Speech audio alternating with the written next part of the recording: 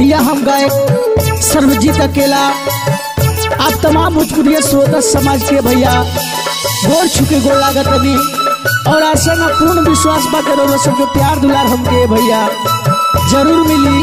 और देखिए हमारे गीतकार बानी अक्षय दीपू जी और संगीत के सजैले बानी हमार मनोहर भैया। बोलो बम के हो नारा सुनाला पिया हमरो हो मन जाला।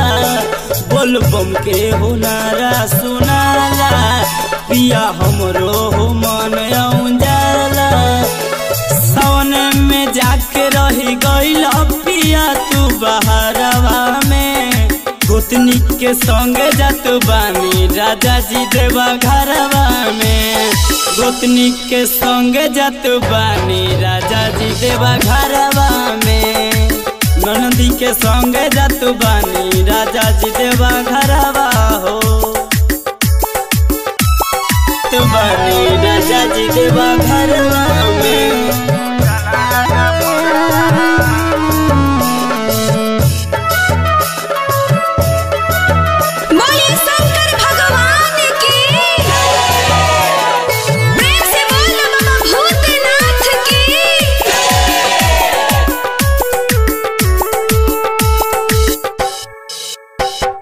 नैहर से अपना हो पैसा मंगैनी छोटका देवरवा से साड़ी किनवैनी।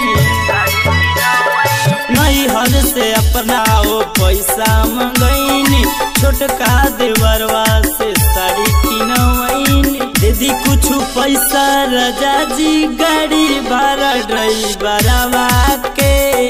दीदी कुछ पैसा राजा जी गाड़ी भाड़ा ड्राइवरवा के। ओतनी के संग जात बानी राजा जी देवा घरवा हो।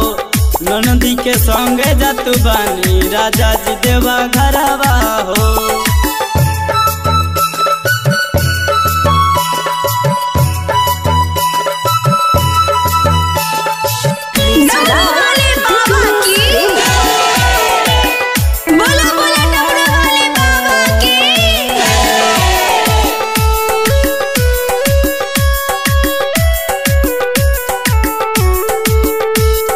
देवघर जाए के परमिशन हो दे दी। देवघर में मोर एडमिशन हो दे दी।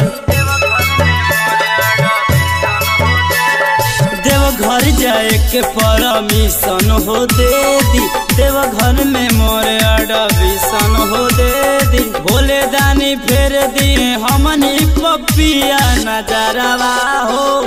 गोतनी के संग जात बानी राजा जी देवा घरवा हो।